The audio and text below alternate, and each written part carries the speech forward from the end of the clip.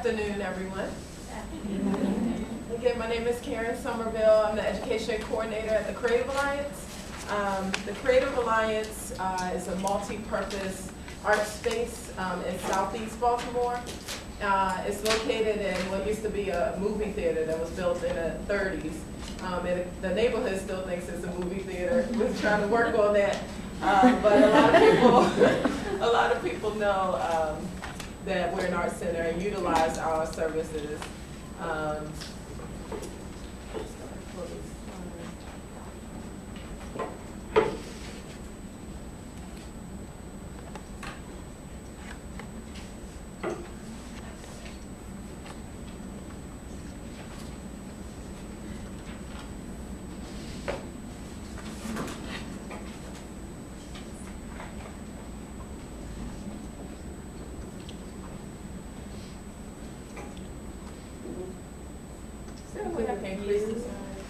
Up what? Oh. Yeah, there we go. Thanks.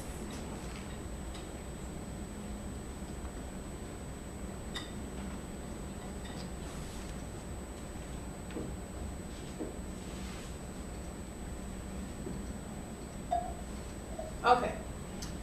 So Creative Alliance at the Patterson. In our space, artists live and work on the second floor in our resident hallway. It's basically studios where artists apply to live and work in the space. They display their work outside of their doors. We have 2 galleries. We have a CAM lab, stands for Creative Alliance Media Makers. There's a classroom, and there's just a lot of stuff going on for both adults and children. Is everyone in here a student, or are there educators in here as well? Okay, so mostly students. Okay, so I just wanted to make certain that I, just deliver this presentation well to you. So as a student, you should know that memberships are pretty cheap. It's just, I think $25 for students per year, and it gets you discounts to events. But we also, like the Walters, we hire teachers on a regular basis. And that's how I started at the Creative Alliance. I needed a part-time gig. I was at Morgan, and I started working there, and I just really fell in love with the work. Linda DePalma is our education director. And so you should look out for opportunities to teach with us in our after-school programs. Our signature program is called Open Minds. And Open Minds is a literary-based program where we try to connect reading and art.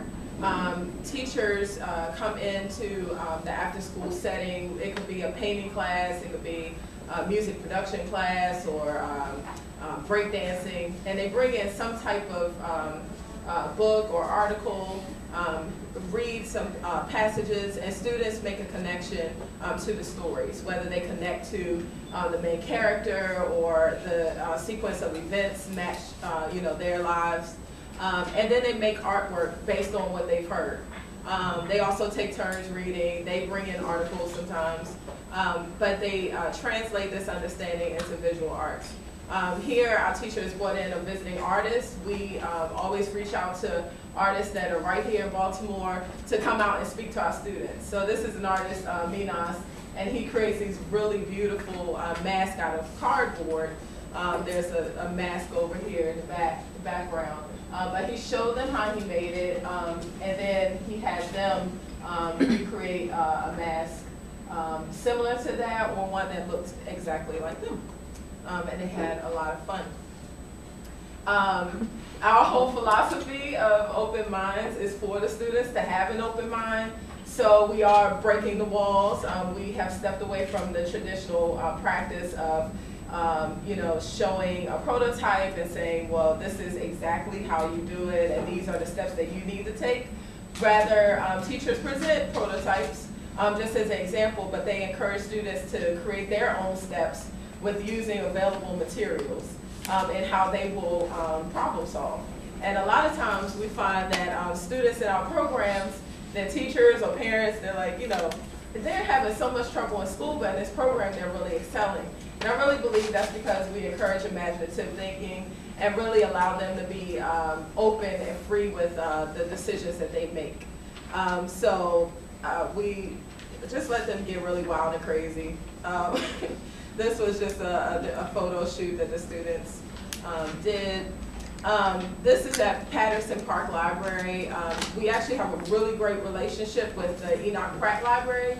They allow us to use spaces in their libraries for free.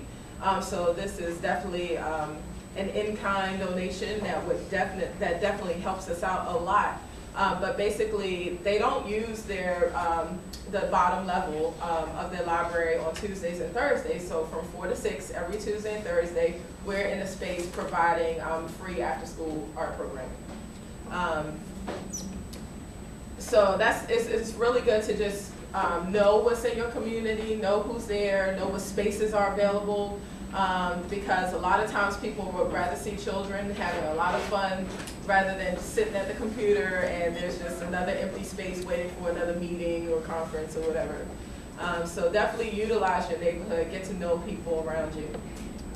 We always have final exhibitions where families are invited to view the work that the children have done. And we encourage students to talk about their work. So a lot of this practice happens in the after-school setting where they talk to each other about the work that they've produced. So by the time it's, when it comes time to talk to their family and friends about their work, they're very confident in their descriptions. All right. There's a wonderful program that we started about 2 years ago called Kerplunk. And similar to the Walters, Kerplunk is an art drop-in. We operate Kerplunk 5 Saturdays in a row in the winter, spring, and summer. And our Kerplunk series is just about to start up on November 6th. And I have some flyers if you want to come down and check it out. But it's an opportunity for family to get together to make artwork. And that can be family in any form. It could be a brother and sister coming together to make some work. It could be father and son, or just anybody. It could be friends coming together to make art.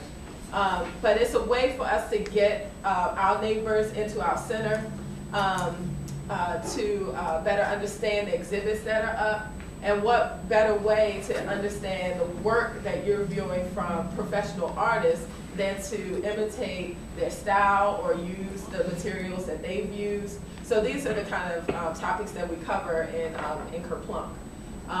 That is another position that we hire for. We hire part-time teachers for the Kerplunk program, and we allow the teachers to come up with their own lesson plans.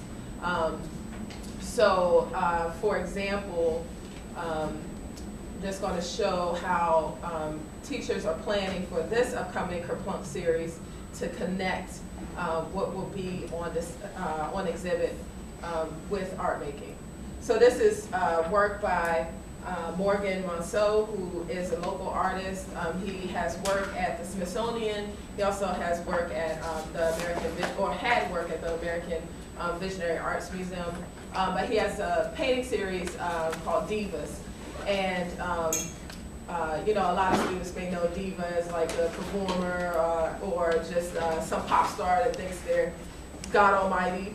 But he's actually going to visit us on a Saturday. He's going to explain to children what the traditional diva term really meant as it relates to opera. And his work is about women of color who were opera singers and are under-recognized. So this is a lot to explain to a family, but the way that he will go about explaining is just, what do you see? What makes you say that? What do you think a diva is? Well, this is what I translated to be. And our teachers will, they've come up with a curriculum to basically just use fabric and paint, and the families can figure out how they would like to create their own diva. That should be a lot of fun. So the materials are available. They take the tour, they come back to the table, and they make art together. It's kind of like eating dinner together, but better. Okay, great. This is work by Leo Hussey. He does very intricate collages. The students will experiment with collage with using various materials. Work by resident artist Erica Hansen. There's going to be an exhibit up in the air with flying machines. She's also showing work with Michelle Haywood. Very interesting work. And the teachers are going to have a really like a sort of surreal project that the students can do and to better understand her work. The Contemporary Jewelry Collective will display some of their work at the Creative Alliance in the ARG Gallery, and students will, or participants' families will create jewelry to wear, and they can make it out of anything that's around at the moment. And we always take pictures at Kaplunk. Students really have a great time. I just wanted to show one very short video, just talking about the imaginative thinking piece. We had an instructor, Ann Steving, who's great, and she actually went through Karen's program. And she talked to the students about what graphic designers typically do, packaging design, print design, web design. She went over a whole gamut of things, but she talked to them about rebranding. And they had a box of Sun Chips, and they were asked to do some rebranding for these Sun Chips. So they decided to rename the Sun Chips Sunny Ruffles, and they produced a commercial for Sunny Ruffles. And this will just show you, when you leave the decision making to the two kids, it really, it's just a magical thing, what they will come up with. I don't know if we'll get any sound, but the students produced this whole commercial. They decided what they wanted to say and see. One day, the children of Clarendon went out to play. They were so hungry.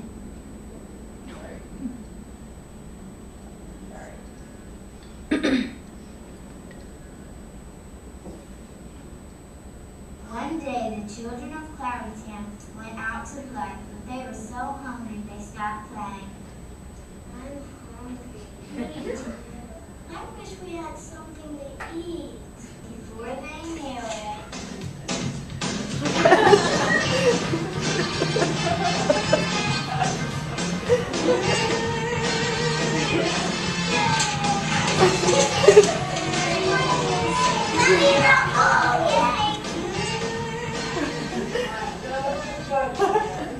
Sunny Ruffles, the tasty treat that's nutritious to eat.